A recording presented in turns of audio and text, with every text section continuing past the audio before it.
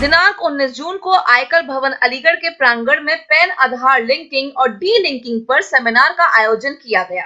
Seminar में आगरा से पधारे प्रधान आयकर आयुक्त SN अली नजमी साहब मुख्य अतिथि रहे। अलीगढ़ के प्रधान आयकर आयुक्त श्री अशोक कुमार सरोहा साहब ने कार्यक्रम की मेजबानी की।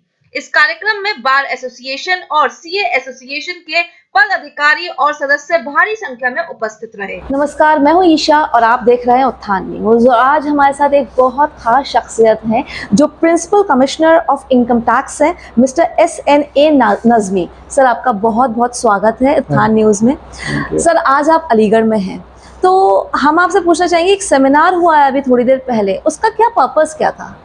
सरकार का एक प्रोविज़न है ईशा जी के जिनके भी पैन होल्डर्स हैं उनको अपने आधार को लिंक करना है। तो Aadhaar is the unique ID number जो सभी इंडिविजुअल्स को आधार इशू हो रहे हैं। और आप अपने कोई भी ट्रांजैक्शंस चाहे बैंक के हों चाहे कोई भी हों, उनमें आधार मैंडेटरी है।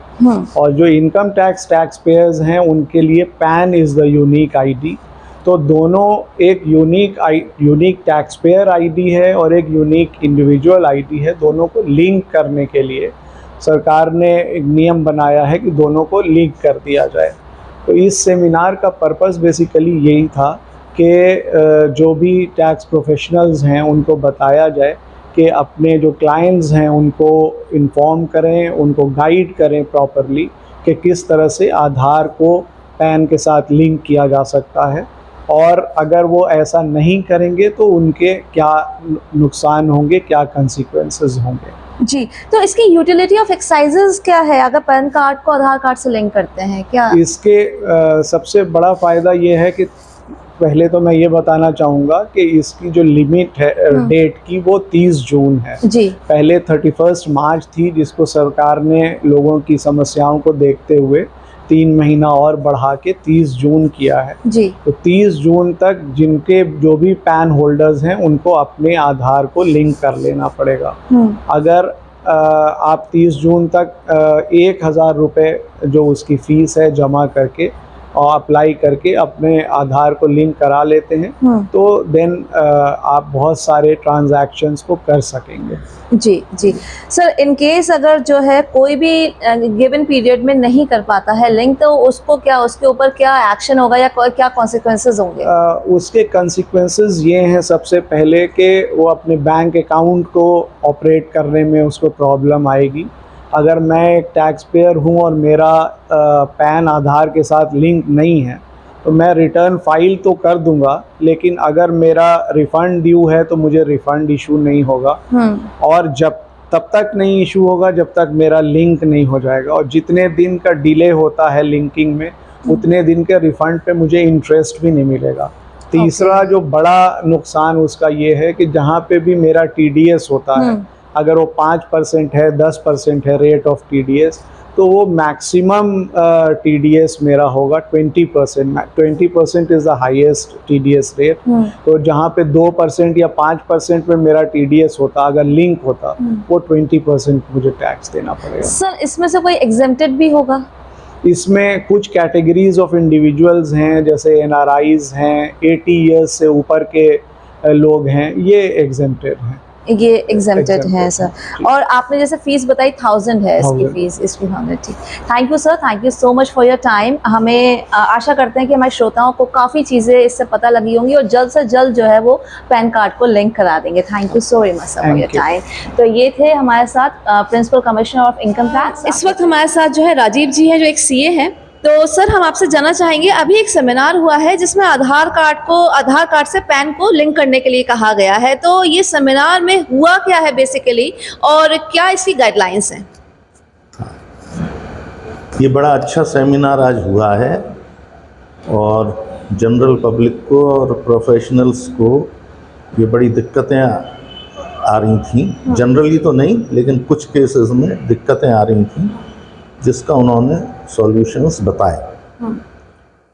तो जैसे कि कुछ केसेस में ये है कि किसी पार्टी के 2 पैन कार्ड हैं SSC के, आधार एक है, अब वो किससे लिंक करे किससे ना करे उन्होंने उसका सॉल्यूशन बताया और उसके सब प्रोसीजर भी बताया और नॉर्म्स भी बताए कि किस तरह से वो किया जाएगा। ऐसे ही एक प्रॉब्लम आती है कि किसी आदमी एक ही पैन कार्ड पर 2 SSCs हो गए हैं, रेयर केसेस हैं लेकिन हैं ऐसे। तो इसका भी उन्होंने प्रोसीजर बताया कि कैसे कैसे इससे किया जाए। और इन सब के लिए उन्होंने बताया कि यहाँ अलीगढ़ में mister Anjanesh Mittal income tax officer हैं, उन्होंने सेमिनार कंडक्ट किया था। तो जिसे इस तरह की जो भी दिक्कत आ रही है वो उनसे मिले और उसका समाधान किया जाएगा। इस वक्त हमारे साथ एडवोकेट दीपक सिंह हैं जो कि इनकम टैक्स के एडवोकेट हैं। आप सर ये जानना चाहेंगे कि अभी जो एक सेमिनार हुआ है वो कैसा रहा आपके नज़र में? सेमिनार पैन और आधार लिंकिंग के ऊपर था और वो बहुत ही यूज़फुल रहा। कुछ चीज़ें ऐसी थी जो कि हम लोगों को भी नहीं पता थी, जो कि हमें आज इस सेमिनार के डिस्कशन से मालूम पड़ी। एंड उससे बहुत सारी जो हमारी प्रॉब्लम्स आ रही थी उसका भी हमें सॉल्यूशन मिला। So it was very informative and very nice. अच्छा, तो आप जैसे अगर लोगों को अवेयर करना हो तो आपके थ्रू किससे अवेयर हो सकता है, जैसे अपने क्लाइंट्स को आपको बताना हो? क्लाइंट्स हम लोगों के पास आते रहते हैं और नेचुरली हम उनको फिर जो प्रॉब्लम्स होती हैं उसका सॉल्यूशन हम उनको देते ही हैं, फिर करते भी हैं हम लोग। नमस्कार, मैं हूँ ईशा और आप देख रहे हैं उत्थान न्यूज़। और आज हमारे साथ एक खास मेहमान है। अभी हमने फिलहाल में नज़मी साहब से भी बातचीत करी है और इस वक्त हमारे साथ additional commissioner of income tax है मिस्टर योगेश कुमार शर्मा जी। सर, आपका बहुत बहुत स्वागत है उत्थान न्यूज़ में। Thank you sir.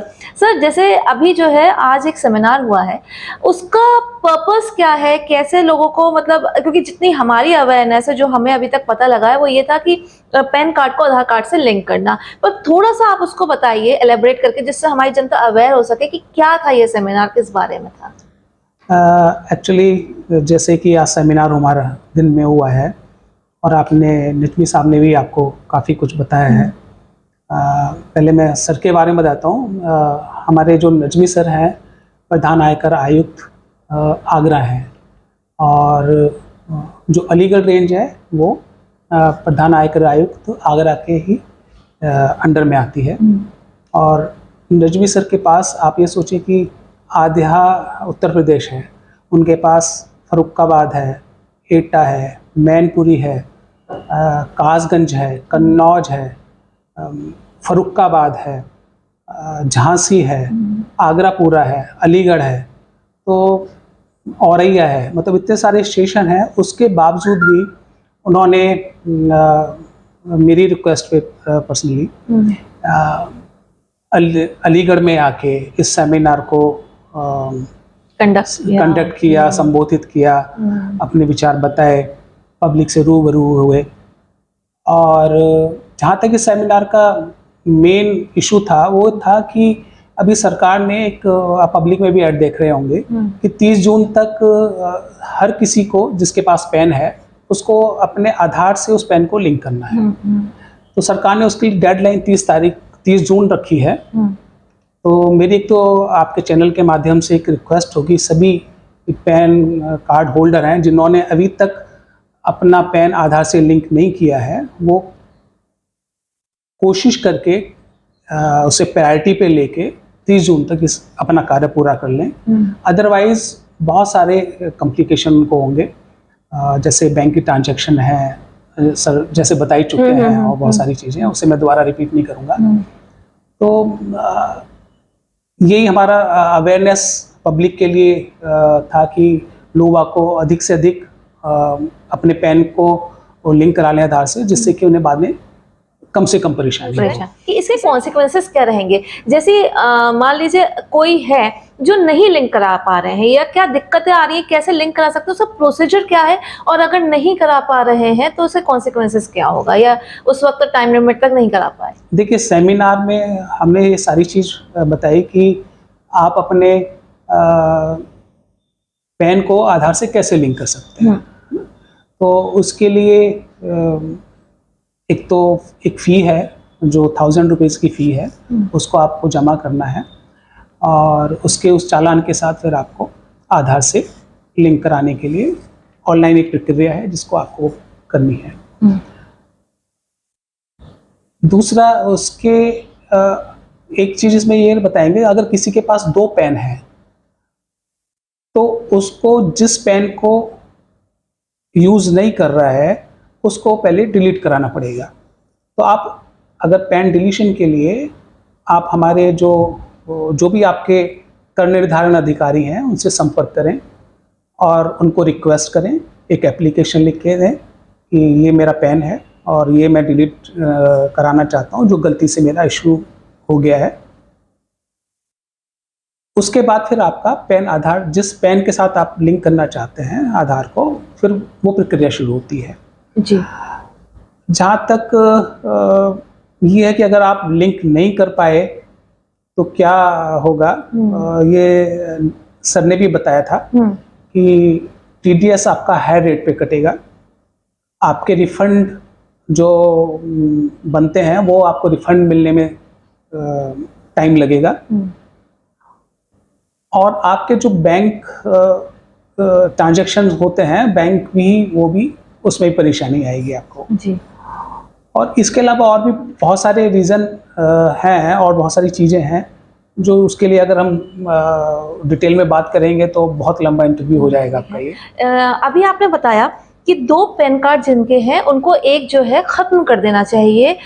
अगर 2 पैन कार्ड होते भी हैं तो उसके क्या नुकसान होंगे, और एक पैन कार्ड ही क्यों होना चाहिए? 2 आपको तो अगर वो ITR फाइल करें या फिर उनको बैंक अकाउंट है अलग अलग पैन कार्ड से, पर सब कुछ तो आपको सामने वो पेश कर रहे हैं, सारी चीज़ें तो ऑन पेपर्स आ रही हैं, कुछ छुपा नहीं रहे हैं, उसके बावजूद भी क्या उनके कॉन्सिक्वेंसेस हो सकते हैं, क्या प्रॉब्लम हो सकती है? देखिए, इसमें सबसे पहली बात तो है, एक इंसान जो भी टैक्स पेयर है वो 2 पैन नहीं रख सकता, उसको एक ही पैन रखना है। अच्छा। और यदि किसी भी कारणवश उसके 2 पैन इशू हो गए हैं तो उसको एक, जिसको वो यूज़ नहीं कर रहा है या जिसको इस्तेमाल नहीं कर रहा है, जो गलती से उसको इशू हो गया, उसको वो सरेंडर कर देना चाहिए। उसकी प्रक्रिया यही है कि आप अपने इनकम टैक्स ऑफिसर को, जैसे मैंने अभी पहले ही बताया, आप उनसे मिलें या आप ऑनलाइन या अपनी एप्लीकेशन उनको दें कि भाई ये पेन मैं यूज़ नहीं कर रहा हूँ या मैं यूज़ नहीं करना चाहता और मैं सरेंडर करना चाहता हूँ, तो वो सरेंडर करके वो ख़त्म हो जाएगा, पेन डिलीट हो जाएगा आपका सिस्टम से। जी जी। और बहुत आसान प्रक्रिया है, उसमें कोई ऐसा नहीं बहुत लंबा टाइम नहीं लगता है जी। सब कुछ सिस्टम से होता है। 1 दिन में 2 दिन में वो काम पूरा हो जाता है। फिर भी लोग जो है बचते हैं उसको सरेंडर करने में, या कहेंगे हमारे पास टाइम नहीं है, कुछ भी ऐसे ही प्रॉब्लम है, तो वो बचते हैं और सरेंडर नहीं कर पाते हैं या कुछ, तो उसके कॉन्सिक्वेंसेस क्या उनको भुगतने पड़ेंगे उस वक्त? देखिए, इसमें एक पेनल्टी प्रोविज़न भी है कि अगर जो लोग बाग 2 पेन यूज़ कर रहे हैं तो उनको 10,000 रुपये तक की एक पेनल्टी लग सकती है, जो जनरली डिपार्टमेंट नहीं लगाता है। कोशिश ये करते हैं क्योंकि डिपार्टमेंट में ये समझता है कि किसी ना किसी गलत तरीके से कोई पेन इशू हो गया होगा उन्हें। जी जी जी। तो डिपार्टमेंट की इंटेंशन नहीं है कि वो पब्लिक को परेशानी हो किसी तरीके की।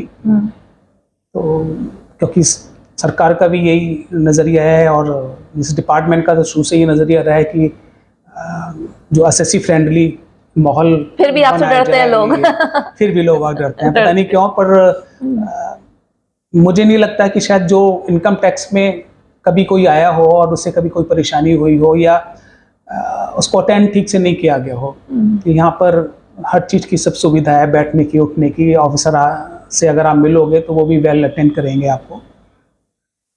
तो मैं फिर यही कहूँगा कि अगर किसी के पास 2 पेन हैं तो वो जल्दी से जल्दी 30 जून आने से पहले, क्योंकि आधार आपका तभी लिंक हो पाएगा जब आप एक पेन सरेंडर करेंगे।